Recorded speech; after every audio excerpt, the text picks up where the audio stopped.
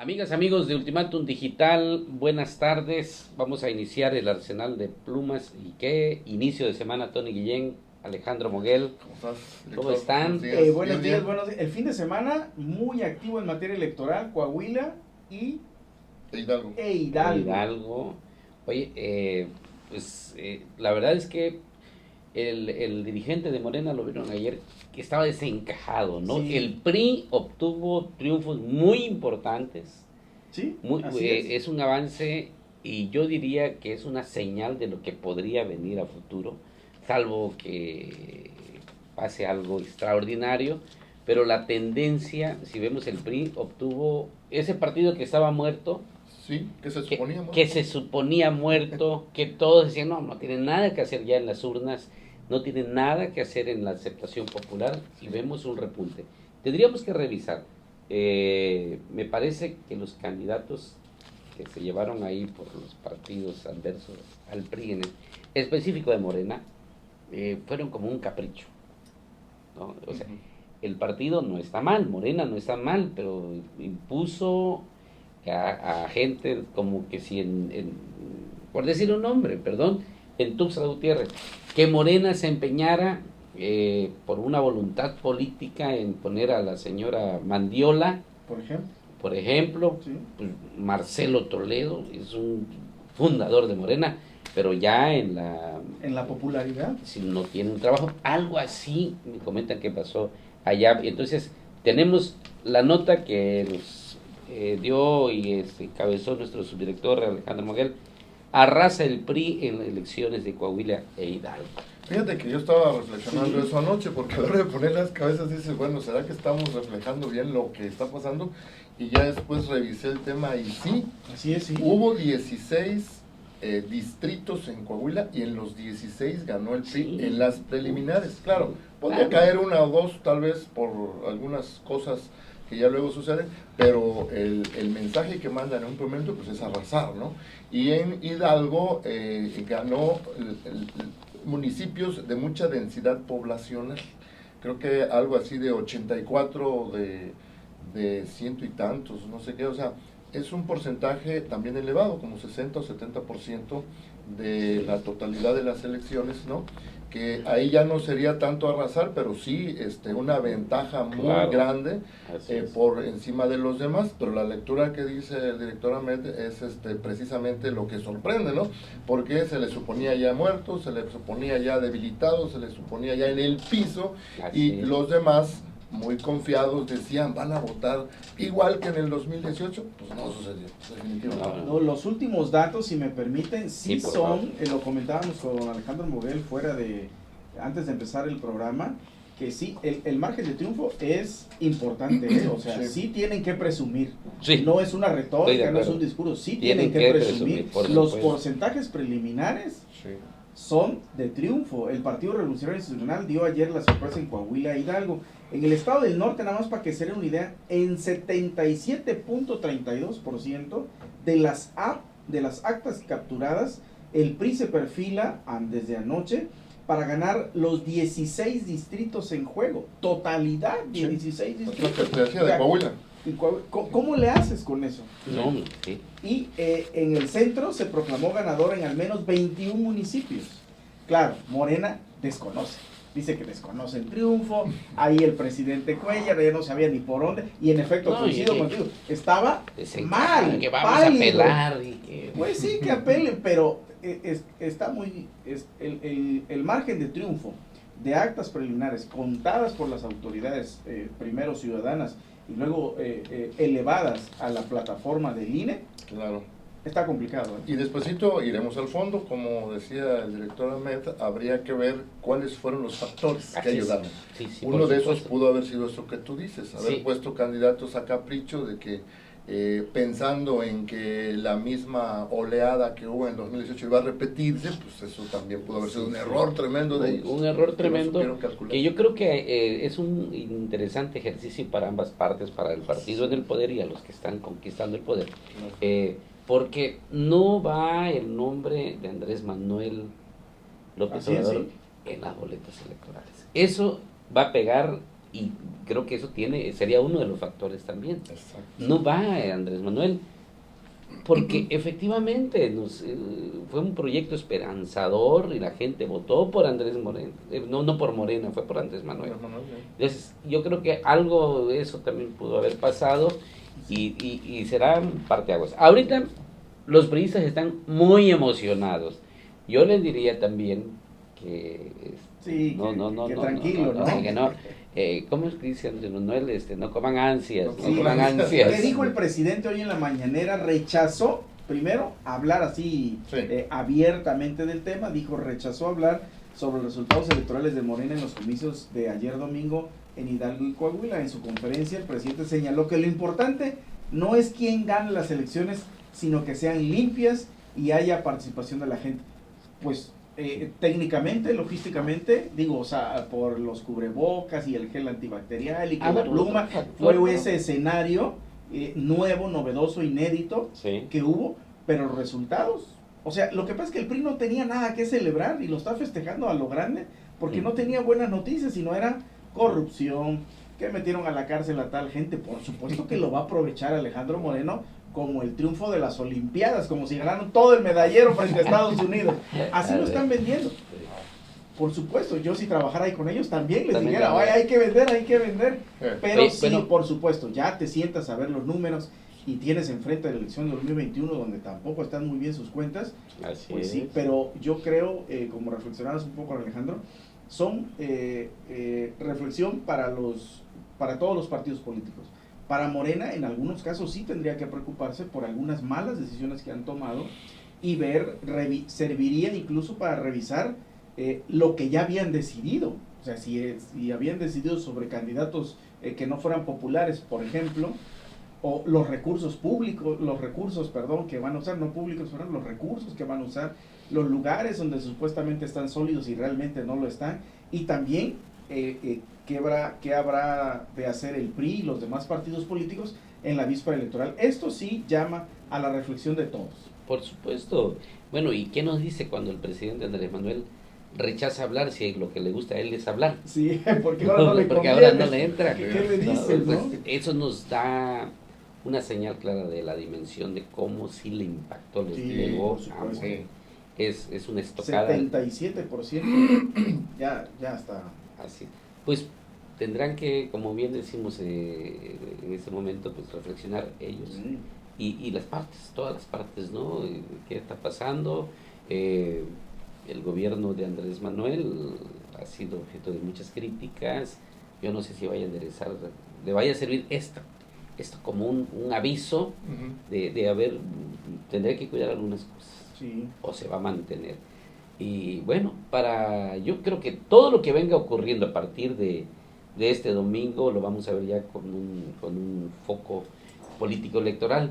Por ejemplo, eso, ¿qué les parece? No lo llevamos en las columnas, pero la denuncia de Pío López Obrador, la demanda penal, donde pide 12 años de cárcel para Carlos Loret de Mola, ¿ayudará en algo a Morena y al presidente Andrés Manuel? No, yo creo que exactamente al revés, ¿no? Yo creo que lejos de ayudar, genera una serie de comentarios en contra. Una es así como un cierto abuso de poder, una actitud revanchista, de venganza, porque si él fuera Juan Pérez Chijuy o Tony Guillén o Alejandro Moguel, pues no te atreves a ir contra un periodista, no es lo mismo, no es lo mismo, lo haces envalentonado, forzando la ley que habla de todas estas cuestiones de la intimidad para grabar. Oye, pero si quien grabó fue David León, no lo hizo Loret de Mola u otro medio. Y tu virtud, el éxito que ha obtenido Loret de Mola es tener acceso a esos videos, información privilegiada. Se fue exiliado a Estados Unidos, el pobre. Le puedes acusar de todo, pero está haciendo periodismo y se fue a Estados Unidos. Sí, y claro, entonces, ¿qué le duele? Que está desnudando lo que pasa alrededor del presidente Andrés Manuel. Sí, se coloca en víctima, que no le va ese y la verdad es que, yo no sé, es una osadía, un atrevimiento de Pío Lorenzo, porque acá estuvo en Chiapas como director del CECITEC. Sí. Independientemente de que habían cosas raras en el manejo de los recursos, después cuando ya no era funcionario, pues era un operador político del proyecto de Andrés Manuel, incluso sin ser Morena, y acudía a Palacio de Gobierno por su sobre, o sea, el hombre no está inmaculado como para que tenga ese carácter, ese valor que solo se le da la presencia, el poderío del presidente Andrés Manuel, que se siente absolutista. A mí sí me llamó una persona para decirme, oye, ¿es cierto esa denuncia? Sí, desde anoche circuló. Es una locura el tema. Un despropósito. Es el mundo al revés. Sí, ahora resulta que el que está cometiendo el ilícito es el bueno y el que lo está denunciando es el malo. ¿Te imaginas? No. Como René Bejarano, ¿te acuerdas también? Cuando las ligas culparon al empresario Carlos Ahumada, él es el que grabó, ¿no? Cuando estaba entregando el dinero, pero era producto de sobornos exigidos, no solo exigidos, obligados bajo amenaza de que se los diera, y el que terminó en la cárcel fue Carlos Ahumada, y René Bejarano salió después, estuvo en la cárcel, salió después, siguió actuando en la política, y ahí está cerca del señor. Opera muy de cerca del presidente, por ahí el comandante Bejarano, porque hace cosas, trabaja.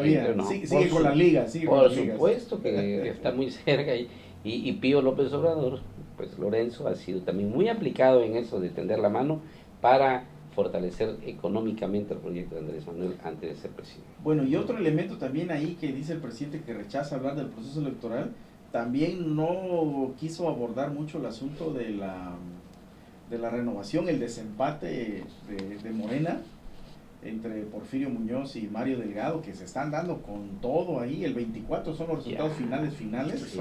Y también yo creo que todo eso, regresando un poco al tema del resultado electoral de estos dos estados del país, sí está complicado por el presidente, por lo menos la atmósfera que hay ahorita, el ambiente es bastante complejo para él, porque no le sale, y además sin tener bola de cristal por la tendencia que ha existido, yo creo que nadie va a quedar conforme con los resultados de Morena. Si gana Mario Delgado, que es la tendencia oficial, por así decirlo, Muñoz Ledo, ya me imagino lo que va a decir el 24, ya me imagino lo que va a decir. Y entra en el ambiente de los resultados electorales, que tendría que poner un alto el presidente a ver qué hace con ese tema de crisis todavía. Por supuesto. Muy bien, pues y hablando del presidente Andrés Manuel López Obrador, desde el jueves lo vimos aquí como una primicia. Así que estaría en Chiapas. Vino a inaugurar pues la terminal del aeropuerto de Vino Corso. Tuvimos una imprecisión, tenemos que decirlo, hablábamos de que iba específicamente a Chicoacén, a la presa fue a la de Peñitas. Sí, ahí nada más nos desviamos tantito, pero dimos a conocer del tema. Sí. Estuvo en ambos lugares y lo llevamos hoy en un trabajo periodístico que logramos cubrir. Sí. Y decirles que, por otro lado, hicimos un trabajo muy interesante en lo que es la cárcel de Villacomaltitlán. Así es, federal. Sí, federal. La verdad es que es un tema que no se debe minimizar, por supuesto. Hay un riesgo latente de la fuga de reos del ceferezo de Villacomaltitlán, y lo explica Pamela Hernández, nuestra reportera que está haciendo trabajos de investigación. Bueno, el riesgo, el peligro que es para los habitantes de Villacomaltitlán, un pueblo abandonado, en oscuras, sucio, muy modesto el pueblo, y tirado, la verdad, abandonado del centro y del Soconusco, de la capital del Soconusco, que podría ser Tapachula. Y fíjate el riesgo, tú lo conoces bien, estimado subdirector, llevar a delincuentes de ese tamaño, al extremo peligrosos, que son capos de narcos, que los llevan de Villacomaltitlán a Tapachula, y no precisamente con una buena seguridad. No. Entonces puede pasar cualquier cosa, desde una fuga, un enfrentamiento, un tiroteo donde caigan vidas inocentes, que nada tienen que ver, que estén cruzando por ahí, en la carretera, no sé. Sí. El reportaje en ese sentido está alejado. Sí, fíjate que yo estaba reflexionando, incluso desde cuando empezó la idea de que iban a construir ese Ceferezo, hubo oposición a que se hiciera, ¿no? Sí, sí. Y de lejos dices tú, no, pues ese tipo de cárceles tiene mucha seguridad, ¿no? Los peligrosos van a estar adentro, ¿no? Sí. Pero ya luego te empieza a caer el 20 y ahorita con el trabajo que hizo Pamela, pues queda un poquito más claro para mí, que estoy lejos, estamos lejos, ¿no? La gente que vive cerca sí está preocupada precisamente por los riesgos. Me estaba contando Pamela, y lo dice en el reportaje, de que ahora que trajeron los presos de allá de Puente Grande, Jalisco, que tampoco me quedó muy claro por qué los cerraron, y los trajeron para acá, que muchos familiares de los reos se vinieron para acá y viven, pues se colocan a vivir ahí mismo en las poblaciones cercanas, ¿no? Entonces, y también ellos, digo, no es por hablar mal de ellos, pero representan un peligro para ellos mismos, porque son familiares de capos que luego hay venganza en contra de ellos, saber qué tipo de vida tienen también, ¿no? Eso es nuevo para los habitantes de ahí y expresan cierto temor. El otro asunto es el traslado de los reos, que decía el director Ahmed. Las rutas por donde pasan, ahí lo ven porque va una o dos patrullas de la Guardia Nacional, que no serviría para nada, con aquel arsenal que muestran los líderes del narco de ahorita, ¿no? Si quisieran liberar a alguien, llevan 20. Ya lo hubieran hecho. Ya lo hubieran hecho. Entonces, de todas maneras, no quiere decir que porque no lo hayan hecho no vaya a suceder, y ese es el temor que tienen, ¿no? Claro. Y además, un despropósito de que si llevaron esa cárcel ahí, lo que representa, pues al poblado de Villa Comaltitlán por lo menos le deberían recompensar con servicios públicos, con calles bien pavimentadas, con una policía bien capacitada. No, es todo lo contrario. Alumbrado público, echado en tinieblas, y la verdad es lo riesgoso que implica, ¿no?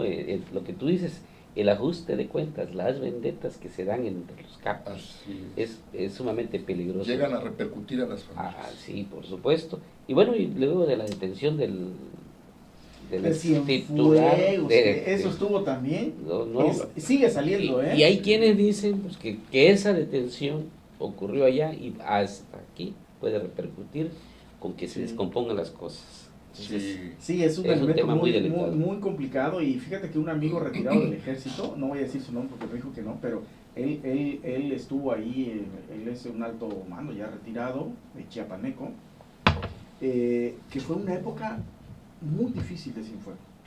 Y al interior, lo que sabemos es exterior, que está vinculado, pero al interior, me dicen que fue un señor bastante desalmado con los derechos laborales del ejército, y eso no se ha escrito. Yo creo que por ahí vamos a hacer un trabajo. Le restó derechos laborales. No quería jubilarlos como corresponde a la ley, sino les disminuía. Y si te querías jubilar, te mandaba a otro lugar para que estuvieras ahí entretenido, y te mandaba a lugares de narcotráfico y tal, para que tuvieras ahí temor, ¿no? También los ponía a hacer trabajos que no les correspondían, no ahora como la Guardia Nacional, sino si tú eras piloto te ponía a hacer otros trabajos. Entonces había una inconformidad interna muy complicada, y realmente no le tenían afecto, diferente a lo que dice que había lealtad. No, dice que si le preguntas ahorita a alguien, no le iría bien en su reputación al general Cienfuegos, aparte de los otros temas que están comentando. Al interior yo creo que todo líder debería preocuparse por más lo que dicen en el interior que por fuera, ¿no? Por supuesto. Oye, y les comento de anécdota. El general Cienfuegos era el comandante de la 31 Zona Militar de Chiapas durante el gobierno de Juan Sabines Guerrero. Todos conocíamos cómo era Juan Sabines. Llegaba no 3 horas, 6, 8 horas tarde a un evento, y lo hizo en un evento donde estaba el general Cienfuegos, y no lo esperó. Pues con la disciplina militar que tiene, era un evento de la Sedena, y le hicieron un tiempo al gobernador, y no era la primera vez que pasaba. Se hizo el evento sin la presencia del gobernador, Y cuando llega, pues Juan Sabines se molesta, tenía muy buena relación en México, y es uno de los que pide que se fuera de Chiapas, Cienfuegos. Y se lo conceden. Midió fuerza y lo logró. Midió fuerzas, no, pero cuando fue titular, cuando fue secretario de la Defensa Nacional, ¿te imaginas cómo estaba de nervioso Sabines? Sí. Pidió que se fuera de su estado, pero ahora da la vuelta. Mira cómo están las cosas. Sí. Y bueno, ahora pues todos dicen, ¿no? Nadie conoce. Nadie lo conoce. Bueno, es más, no estuvo en Chiapas, ¿no? Sí, bueno, ¿qué ha dicho el presidente respecto a eso? Dos cosas puntuales que yo destacaría aparte de otras. Una, dice que, bueno, si es inocente, pues que tiene que demostrarlo, como dice la ley, tanto en Estados Unidos como en México. Es similar el asunto, ¿no? Otra, que el general Cienfuegos no representa a todo el ejército. Es una buena lectura para quitarse un poco, pero lo agarró la DEA. O sea, sí. No lo agarró la policía municipal de Los Ángeles, donde estaba con su familia en la playa de California. Ahí estaba vacacionando y ¡prum! 10 años ya lo traían vigilando, dice el Washington Post. Así es. 10 años. Y ahora ya hay muchas lecturas, pero entre las principales es que el mismo juez que está juzgando al Chapo es el que lo va a juzgar o el que está declarando en estos días, y que el Chapo estaría aventando todo lo que sabe, y el pleito eso de los narcotraficantes. Bueno, la tiene difícil. Cadena perpetua está pidiendo el juez, ¿eh? No, es terrible el tema. Pero notición. Bueno, y de eso sí habló el presidente. Eso sí. Ojalá que hable cuando detengan a los cuando la DEA atore a alguien dentro de esta administración, ¿no? Que hable de su hermano también, ¿no? Bueno, Alejandro Moguel, pues a propósito del tema de los aeropuertos, haces la historia de los 3 aeropuertos de Tuxtla. Sí, fíjate que desde hace mucho tiempo ya era motivo de burla, ¿no? De que Chiapas, o Tuxtla Gutiérrez más bien, venía comparándose con ciudades tan importantes como Nueva York, que tiene 3 aeropuertos, como París, que tiene 3 aeropuertos, ¿no? Lo hacían de burla, ¿no? Porque era innecesario que Tuxtla Gutiérrez, en la pobreza en que vive el Estado y todo eso, pues venimos a caer en las circunstancias de llegar a tener 3, ¿no? Rápidamente menciono, pues antes funcionaba el aeropuerto Francisco Saravia, se llamaba, sí. Ahora de luego se llamó Terán, que es de los militares, sí. ¿no? Lo tuvieron que habilitar como un aeropuerto civil y estuvo operando bastante tiempo, pero pues surgió la idea de que necesitaban un aeropuerto más funcional, y desde el doctor Manuel Velasco Suárez me confió ahí una persona que trabajó en aquel tiempo con la administración, decidió comprar los terrenos, pero que dice que eran terrenos de él, y el gobierno del estado, cuando él era gobernador, los compró. Y como todo el mundo... ¿A cuánto, jefe? ¿A cuánto, no? Lo que quieras. Pues sí. Ahí pongo que fueron a sobreprecio, sí. Que llenaron generosamente sus bolsillos. Pero la burla era de que cualquier campesino habitante de Jiquipilas, de Ocosocuautla, de Coita, decía, ahí van a bajar aviones, pues están siempre lleno de neblina, siempre así. Todo el mundo lo sabía, menos los técnicos. O si lo sabían, se lo dijeron al gobernador. Entonces dicen que cuando vinieron los de la SCT, que tenía a ver el proyecto, les dijo, ahí se va a hacer. Y como dices tú, hasta ahorita un gobernador tuvo capacidad de mover a un general de una sola militar, pues en aquel entonces un empleado del Ejecutivo Federal, que era el titular de la SCT, pues dijo, pues si ahí dicen, ahí lo hicieron, ¿no?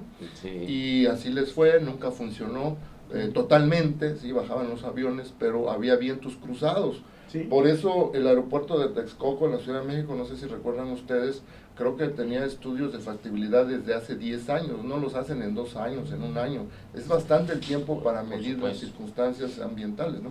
Y allá lo hicieron así, contra vientos cruzados, dicen que los aviones viajaban así, sí. Bajaban así y el viento venía así, con riesgo de que los desviaran, ¿no? La pericia de los pilotos de aquel entonces evitó un accidente, esa es una. La otra, la neblina, ¿no? La neblina, sí. Neblina no tenía instrumentos para bajarlos, son una serie de indicadores luminosos que no son tan sencillos porque tienen que traspasar la niebla muy densa para que los pilotos puedan guiarse, a pesar de los radares, ¿no? Entonces no los tenía, no podían bajar de noche los aviones. Me dicen que se cancelaban los vuelos. Ya cuando venían en el aire los desviaban a Tabasco o a Tapachula, entonces si tú venías a Tuxtla tenías que agarrar tu carro y venirte, si tenías carro, si no agarrar un taxi, con todas las incomodidades, ¿no? Entonces después dejó de funcionar. Bueno, perdón, me pasé un dato, el que no lo quiso inaugurar ni don Manuel Velasco, que había dado la orden, luego vino Jorge de la Vega Domínguez, que fue electo para 6 años, pero a los 2 se fue, ¿no? Luego lo sustituyó don Salomón González, tampoco quiso. Después de don Salomón, pues ya vino don Juan, y don Juan sí lo inauguró. Entonces ahí estuvo.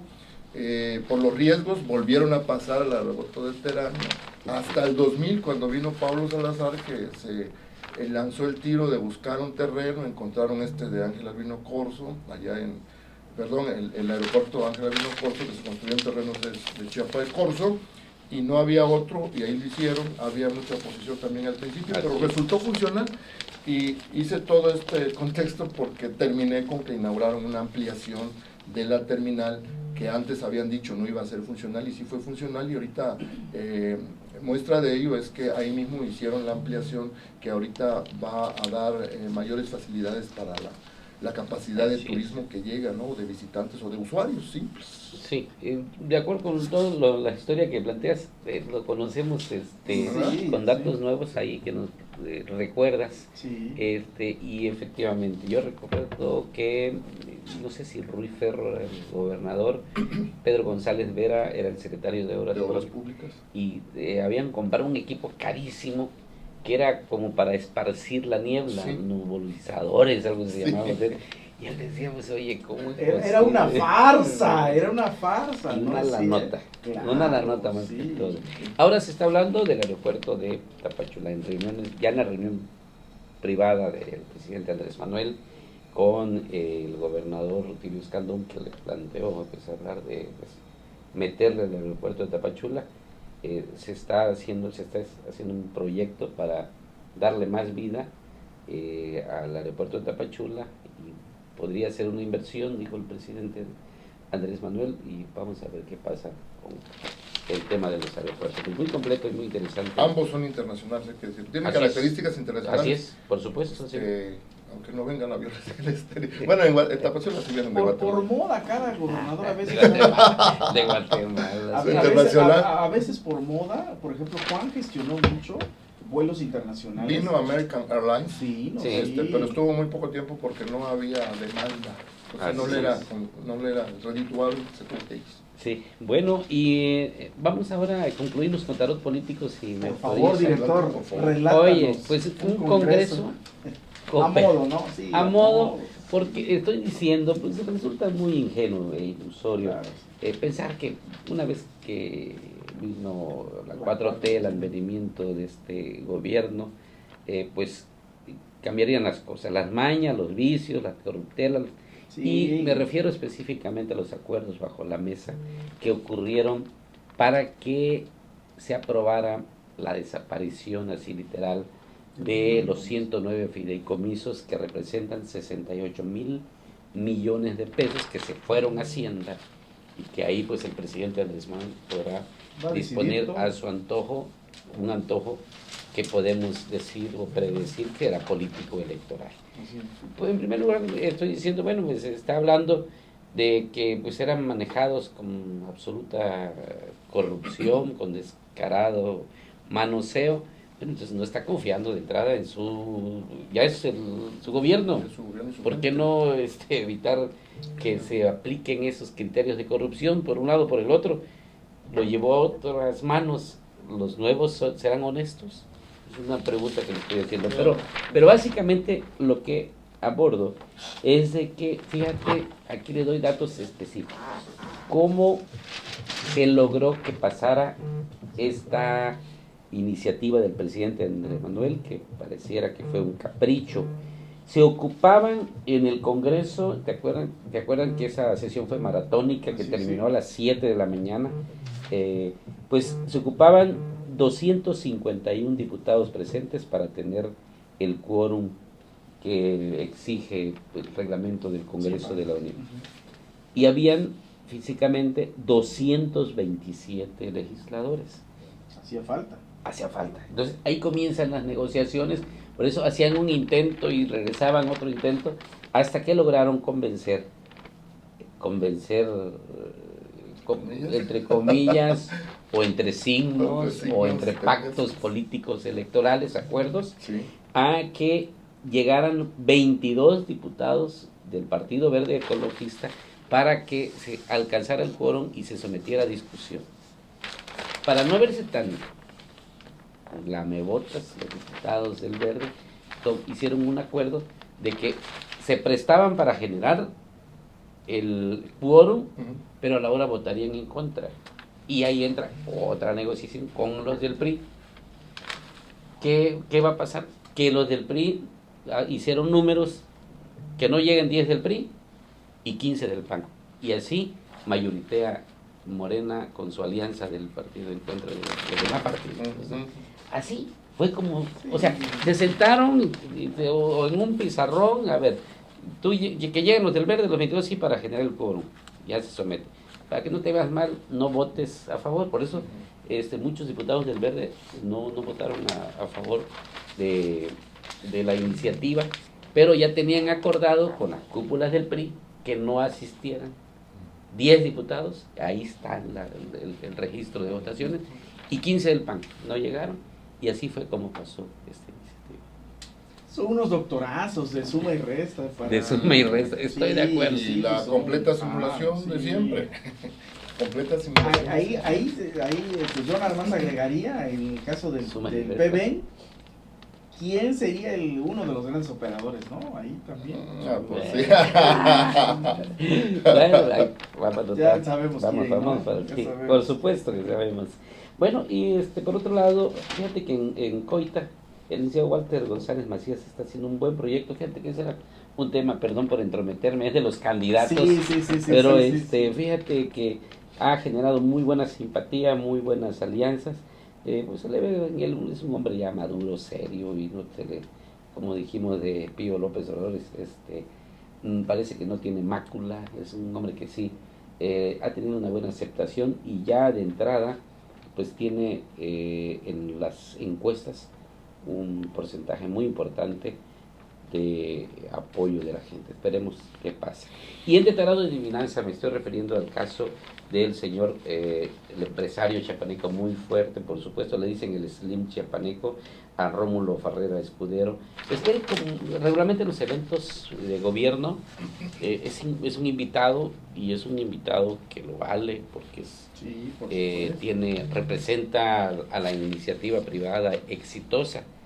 Pero donde estoy comentando, donde podría ahí ensombrecerse su imagen, es de que hay un proyecto dentro del transporte público de meter prácticamente todo lo que es la avenida central y luego de la calle central, o sea, cruzar la ciudad de sur a norte y de oriente a poniente con el Metrobús, el servicio de Metrobús, y todas las unidades de los colectivos que llegan al centro. La idea es que no esté congestionado el transporte del centro.